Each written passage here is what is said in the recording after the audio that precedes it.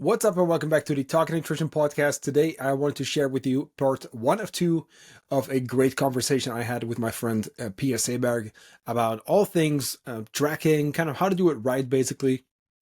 We talked about workout nutrition, a little bit about nutrient timing, as well as including more energy dense, right, foods like nuts, oils, juices even.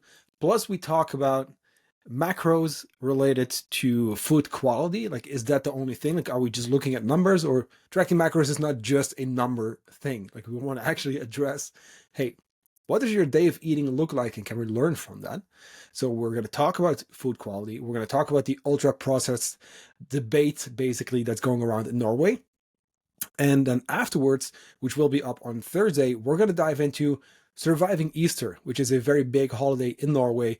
And we wanted to share our take on including social settings, vacations, etc. with you, so that you can also just enjoy Easter, not be overwhelmed, not feel stressed or guilty around having some chocolate or having a good meal with the family. But again, that is for Thursday. So first we have some questions from Pia's community, and then I'll be back with you with her on Thursday. Enjoy. What's up, and welcome back to the Talk Nutrition podcast. Today is episode 125, and yet again we are joined by Pia Seeberg. What's up, Pia? How are you? I'm very well, thank you. I'm honored to be here once again. Good to have you back. Do you have any Easter plans coming up? Classical Norwegian, I'm going to the mountains to do my skiing and eating my Easter egg. And then I'm going home, repack, and then going to my cabin by the sea. So that's me saying goodbye winter. I'm done with you. And then trying to welcome summer, spring-ish. Must be nice. So last time I told you, right, we kind of get this like spring feeling, and then it's just full-blown winter again. That's now again. So the weather's been really bad, and it's full of just snow and ice and all that. But anyway, spring sounds pretty good. But that's really cool. It's good to take some time off. Good to go to the mountains. Good to go to your cabin, you know. I'm going to take some time off as well. Go to your cabin. Just chill with family, basically. Have some good food. And we'll talk about that today, actually. Do you have any, family dinner plans and stuff, or?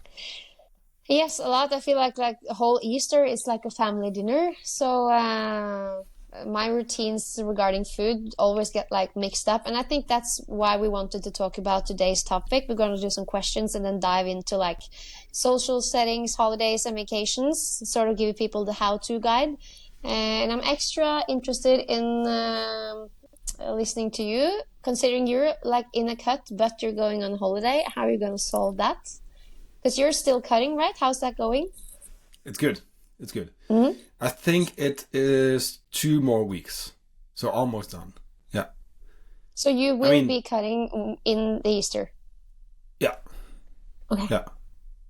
But that's, again, when you have the experience, it's doable, you know? We talked about this off air as well to the listener. It's I do have the experience, of course. And yes, I'm a nutrition coach. I should also be better at this stuff. But I was telling Pia before this, I got the experience tracking not because I was a coach, no, because I struggled with my weight and I got into tracking and I learned from that, you know. So I just have by now it's 10 plus years of experience tracking on and off, by the way, right? That's not 10 years of just tracking macros, right? Or calories, whatever. No, I've done it through muscle gain and fat loss phases, and at maintenance I usually don't. But that's also why it's very easy to just do it, make it happen, and then just make it fit, you know. But that's cool. Let's dive into those questions. But before we do you have any personal kind of updates, anything going on your app? Not really. Thank you for asking. I'm just working on being as prepared as I can for having the baby. It's not coming until summer, but of course, when you're running your own business, you need to be prepared. I'm going to have some help, but yeah, that's what I do these days, just preparing content and making sure that I can take some time off when the baby comes. So yeah, other than that, not much news. People are excited to first Easter and then really starting their journey towards summer. I feel in January people are motivated. But after Easter, they're more like, okay, I have to get my shit together. And I like that vibe when people, were really inspired to train well and eat well. Definitely. And it's a good time. Like, I think a lot of the early year can sometimes be overwhelming because there's so many, especially if you're new, right? You're just getting into, maybe they just sign up for your training app, or maybe they're just trying to lose weight or whatever it is, or just eat healthy in general. There's so much noise, and we talked about this recently, but like there's so much noise on social media, it does get confusing. There's all these different things and different goals that I have. I'm trying to do everything all at once. By this time, you know, March, kind of like April, like you said, we're getting closer to summer. So it's like, hey, we have to kind of ramp things up a little bit further, get a little bit more specific, and get good results before summer. Because I don't necessarily like fat loss phases and those kind of things during summer. It depends on people's plans, of course. It's not that you can't do it. It's probably best to do it before then, you know? Definitely be prepared, and remember that good feeling of stepping into summer in your holiday, like feeling good about yourself, knowing that you've done a piece of work. Maybe you're not quite there, but you can feel, it's a good feeling to be proud of yourself, and that should motivate you already to like get started on some kind of training routine and also eating well. Love that. And I have to say, in my app, STERKERE and TRENT, your nutrition resources has really been valuable. And that was the reason I wanted the information in the app. In my apps, we do training. That's what I offer.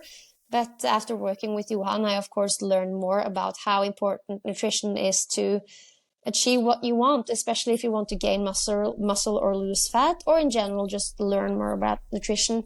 So that's been and is really valuable. The content is living in the apps and people just go through it as they want. But there's also some questions from time to time. So I'm going to do a couple of them if that's okay with you. Let's dive into it. And the first one is, what's yours and Johan's thoughts about protein pudding as some kind of dessert? Do you have any thoughts about ultra-processed food? I feel the perspective on food quality can get lost when you start counting calories and macros. Really good point. So there's kind of three things to this, which actually get a little bit more specific per part of the question. So I like that. So let's start with the first one about having protein pudding as kind of like a little treat. Absolutely, go for it. I think it's a great option. It doesn't even have to be like the protein pudding, right? Like the specific, like the Eats brands or whatever. It could even just be like a Greek yogurt or cottage cheese or, you know, skyr or whatever it is. But generally speaking, yeah, absolutely. I think it's a great option. I really like casein pudding as well. Super simple. You just get casein protein powder, whatever flavor you want. You just add water or milk, stir it up, and it gets more like pudding, like way more than whey protein, or sorry, whey isolate, you know? So that's a nice option too. Some berries, maybe nuts and seeds, whatever you want. Yeah, it's actually a great dessert. And by the way, because you talked about the ultra processed foods too, hey, even if you add some, you know, ultra processed, you know, zero sugar, like whatever sauce, you know, there's like really good, like caramel, like strawberry sauces, like have some of that. Like it's cool, you know, it's fine. So that's the first part of the question. It's cool. If anything, it's probably better because you now also get more protein. Second part, the ultra processed part, I do agree that if someone's diet is mostly ultra processed foods, it's probably not great for their health. We are looking at a lot of artificial just stuff that's added, right? Which doesn't necessarily have to be a bad thing. It's always like the dose makes the poison, right? We can talk about aspartame and all these kind of things. And sure, like really big amounts are probably not going to be great. To give you an idea, I notice personally when I have a lot of artificial kind of like 0 calorie kind of thing, you know the jelly kind of like like the no sugar like jelly, the raspberry Mm, one. mm, It's really good. I got that as a treat recently, and I was like, oh, this is really good, you know. So I had a lot of it, but my gut was like messed up the next day, you know. I definitely noticed that. So personally, I don't like a lot of that stuff because it just doesn't make me feel good. But anyway, those makes a point. If we have, let's call it like the protein pudding, and yes, that technically would be ultra processed, whatever. What about the rest of your diet? That's what I want to know. Because that one product, right, out of all the meals that you have on a daily, weekly, monthly, yearly basis, right, is that really the thing that's the problem or not? So that's what we can't isolate single foods, you know what I mean? And you see this, we talked about this off air recently. You see the people in the supermarket like holding the products, right? This is going to kill you and this is going to kill you. And then oats are bullshit. And then, you know, and I get it, it's clickbaity. And if you think about it, like that's the stuff that gets the views, etc., right? mm, mm. The stuff that actually works, the basics that, hey, to be healthy, you should probably eat some fruits, vegetables, and drink water and sleep enough and lift weights. Like the stuff that actually makes a difference if you just do it every single day for a long period of time. That's not sexy. And that doesn't get the views because you kind of know you should be eating veggies. You know you should be eating fruits and stuff, you know? So I do get it. And I do understand why those kind of videos get a lot of traction, etc. But I don't fully believe that the ultra processed food debate going around, it's really big in Norway right now, is very helpful. Because first of all, let's just completely just zoom out a little bit and understand that the social aspect of nutrition and health, right, is really big too. For example, Easter. Is it healthy to eat like Easter chocolate like every single day all year? Like probably not. Is it fun to go on a Easter egg hunt with the kids and have some chocolate and have whatever candy you like? Probably is, right? And if that's a couple days out of the year, who cares? And I think especially with the holidays, people do tend to over stress it a little bit too much sometimes. But that's because of these kind of conversations. But going back to the question, because I always go in every direction, with the ultra processed food debate, you can have it, but it's just make sure that you get most of your whole foods, most of your minimally processed foods, because it's not either or. And there's now like apps going around. I'm getting like ads on Instagram, Norwegian apps, and they're worldwide too. But you can scan a label and it tells you, hey, this food is ultra processed or not ultra processed. But it's not black and white. But we have single ingredient whole foods, and then we have ultra processed, and there's a whole range, right? That's a spectrum where, of course, there's so much in between. Technically, yeah, oats are processed because it's a little, right? Whole grain tortilla, like, or whole grain bread, whatever, like that is processed. But guess what? Like a lot of times that also makes the nutrients available to us. For example, I mean, if you think about it, if you chew your food, it's being processed, right? Also, by the way. But it's a very black and white conversation. It says nothing about the context. And I think we need to put more energy towards educating people, hey, this is the stuff that you should be eating for the most part, so that you're overall healthy, and that when you have some ultra processed foods every now and then, you're fine with that. Make sense?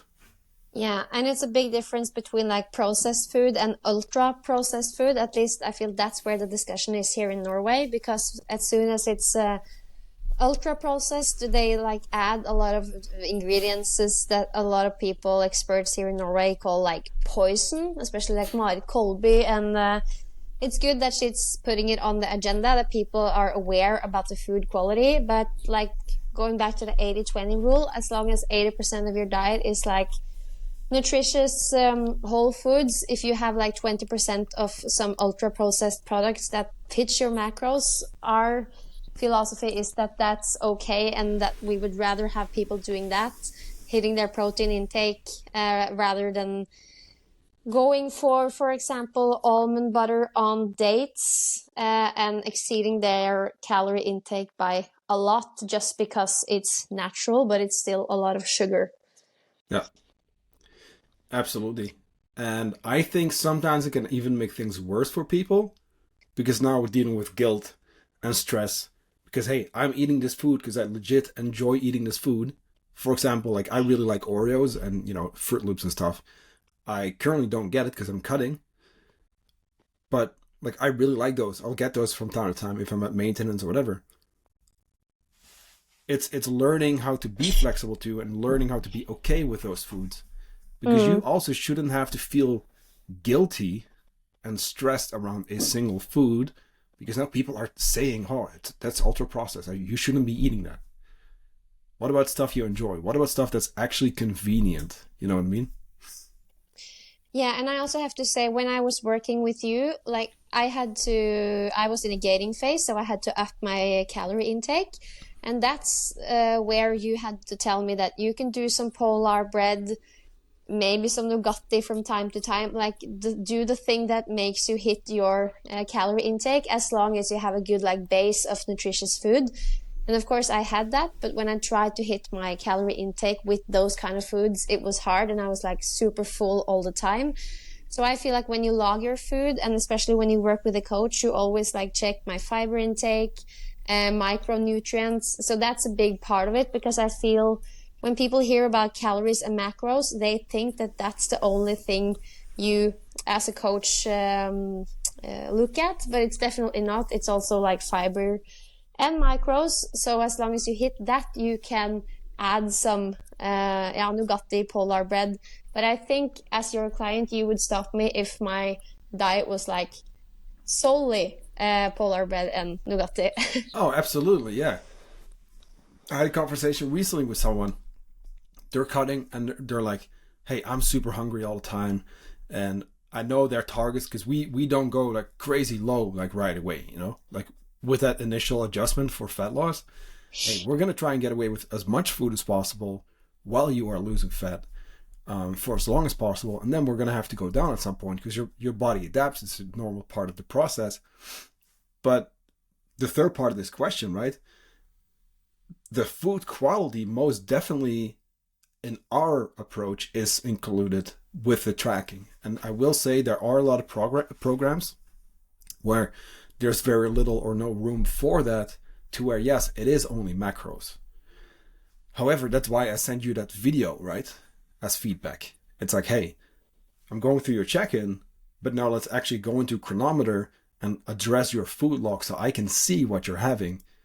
Because this is something people also aren't taught. It's like when you cover your bases, you have your fruits and vegetables, you get your fiber in, you eat your protein, you manage your overall intake, and you cover your micronutrients. It is okay to have something more fun, right? More isn't always better. I will say, generally speaking, whole foods, that's going to be your better move, Mm. But I'm saying, like, if you cover your bases for the most part, you're good. But for example, with like the client I was talking about in the check-in, she's like, I'm so hungry. I was like, okay, so we have the numbers. You're losing weight accordingly, like to the plan, right? We see that you're losing weight. It's not too fast. It's actually like right where we need you to be, between 0.5 and 1% per week. Let's go there. Okay, very little fruits and veggies, a lot of bread and stuff, a lot of like jams, and those foods are not bad per se. But if we're eating, I don't know, bread all the time with jam, okay, well, if we include more carbohydrate sources that are, for example, potatoes, which are more filling, because there's research behind that too, that's going to keep you going a lot more, right? If we maybe, and not that jam is bad, but if we can actually introduce the whole fruit, right? And we eat, I don't know, a cup of blueberries instead of the same weight in jam, right? It's objectively going to be better because you get the whole fruit, you get the water, the fiber and stuff as well. And sure, there's like a lot of jams these days where there's like added fiber, but I'm trying to say is when you track, not only do you have your macros to look at, but you can go in and be proactive and address what's coming in. And that's a huge one that gets skipped. It should most definitely include the food quality, because now you can see, hey, am I hitting my 1 to 3 servings of fruit per day, 2 to 4 for veggies? Is it mostly whole foods? Do I build my meals with that framework that we follow, protein, carbs, fats, and then color? Do I eat a certain amount of meals per day? Because that's a big one too. Sometimes people are struggling, and it's like, okay, let's see how consistent you are. And then one day is maybe 3 meals, and then 6, and then 2, and then 4, right? Okay, yeah, but I'm busy. Okay, cool. That's something to work on. So we can now just improve the overall process. So the tracking should be way more than just doing it. It's like when you want to save money or something, like opening your bank app and like proactively looking at, okay, what are my expenses looking like? Where can I do better? Where can I make improvements? And what's going well so that I can do even better in the future? Make sense? Yes, I think we definitely answered her question. And the next one is, how big of a difference is it? So when you put together meals, how big is the difference when you're eating for better health versus better performance? Not much. Not much at all. The basic principles will always go. And I will say this. So it depends. So, okay, let's say general health. Let's say that would be maintenance then, right? When it comes to performance, we kind of want to get away with as many calories as possible. For performance, carbohydrate is going to be the most important. So it would be a high carb approach, to where technically for health, we can do like a moderate to high kind of, like, let's just say moderate kind of carb fat ratio. For performance though, yeah, it's like the biggest thing is like carbs are going to be more important. Maybe to get a little extra benefit out of it, we're going to look into nutrient timing, to where we're going to move more carbohydrate before, but especially after your training, and maybe even during. And this is where some of those like carb powders or even like a Gatorade or something comes in. So we would be looking at more performance, kind of like the timing of the nutrients to support performance, but then also afterwards to refuel. And to your point, like comparing this to your journey, there are a lot of similarities with the performance and then muscle gain, because we're trying to get the calories up. We're trying to find that upper range, especially. If it helps, I just talked to someone 2 days ago. If it helps, introduce some of the more fun foods, because you can get away with it as long as your bases are covered. Plus, after training, you are what's called most like insulin sensitive, and your body's almost like primed to restore, like pull back the carbohydrates like into the muscle. And that's a big one. I think, and this goes beyond, just the typical macros. Like, no, there's a purpose here, If we train, we deplete our fuel tank, which is our muscle for the most part. Like your muscles, like that's your fuel tank. Sugar is stored there and then also in the liver. That gets depleted. So after training, we want to replenish. And I will say this, it takes up to like a day or sometimes longer, but we're almost like primed to refuel basically. So some of those quicker, like faster absorbed carbs, which is usually seen as like bad, like that could actually be beneficial, because we're now absorbing it faster and we can use it. Last point. When we train hard, we do trigger a stress response as well. And that's good. We want that, right? We mobilize energy, right? That's kind of like fighting the bear or running away from it. Like that's a stress response. And you want that in a moment. You get that good workout in. Afterwards, though, you want to recover. And that happens in a parasympathetic state, which is also called rest and digest. Is really just, hey, that's where we build the muscle, where you digest your food, and that's where you want to get back to.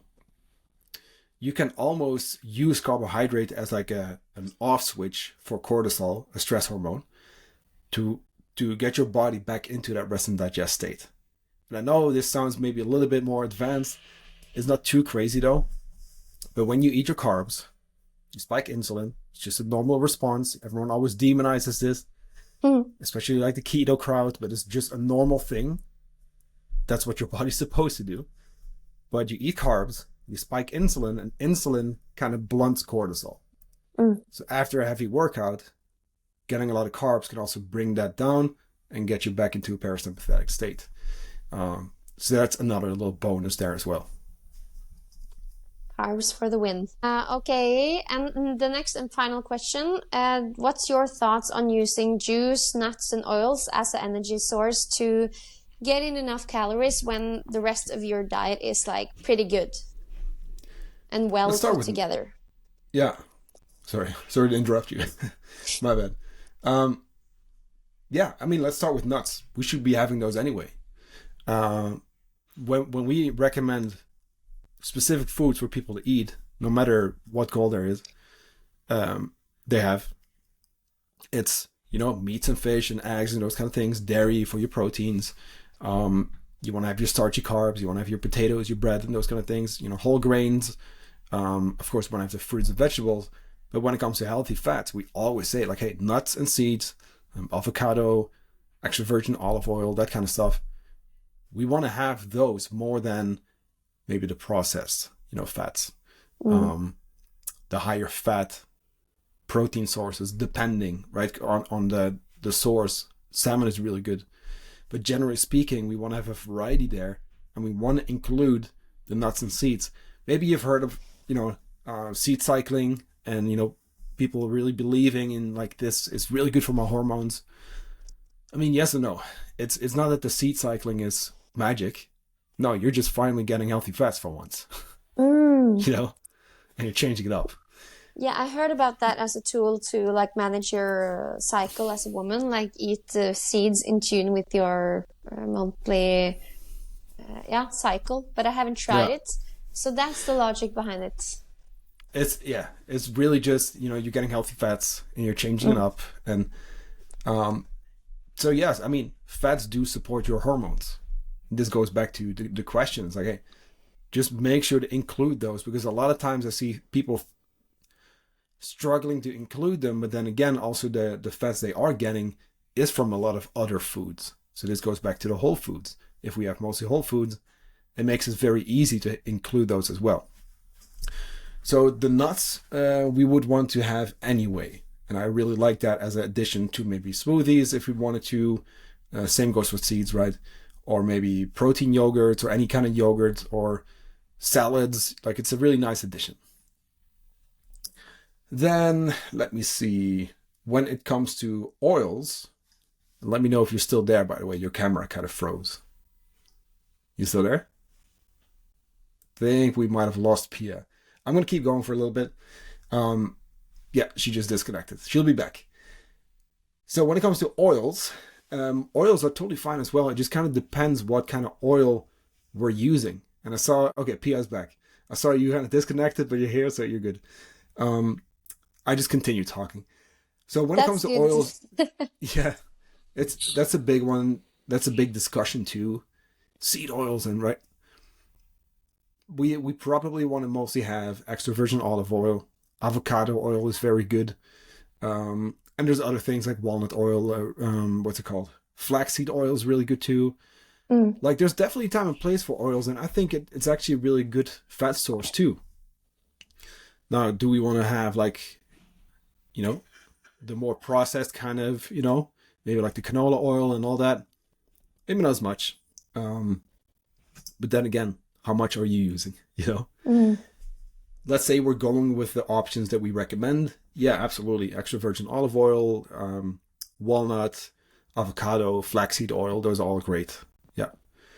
Then juices, also a big one that's often demonized, but yeah, sure. We get the nutrients. It's a good source of energy. Do we want to have all our carbs from like juices and stuff? Like, probably not. But again, if we have a hard time getting enough in, it's probably a good idea to include some. Okay. So if I just have to ask you a question. If I were to, in my gaining phase, really struggling to hit my my carbs, And you saw that my fiber intake was decent, not perfect, but it was okay. You would say yes to me filling up my carb intake with juice. Yeah. Mm. It depends, like depends how much, but I think it's fine. Yeah, absolutely. Have a glass with like a meal. It's kind of nice too. So this kind of goes into like gut health and stuff, but so no, let me keep this short. I'll try. There are types of fiber called FODMAPs, which ferment in the gut, which is not bad per se, but some people may sometimes have some issues with that if they have a gut problem. So what's nice about some juices, assuming you get something that's actually like maybe like organic juice where we're actually still getting the nutrients. It's not like a concentrate or something. The nice thing is that you get the energy, which is, by the way, also good for your metabolism and those kind of things, right? Your thyroid needs carbs. So it's a quick source of energy. It helps you get enough in. You get the nutrients, but now you're also removing some of those to where it's also easily absorbed and we're not causing any gut issues. Now, of course, I also don't want people to think that FODMAPs are bad per se, because if you have a healthy gut, they're good for you, right? You actually want some of that to be ferment in the gut. But that's a little bonus too. Yeah. It can be a nice addition. Okay, what about if we're in the same scenario? I'm struggling to hit my calorie intake, and you can see that I'm a bit low on carbs, but because I'm feeling so full, and also I have a bit of I'm struggling to get in that amount of carbs because I don't fully believe in carbs yet. I'm like more of the old school low carb keto person.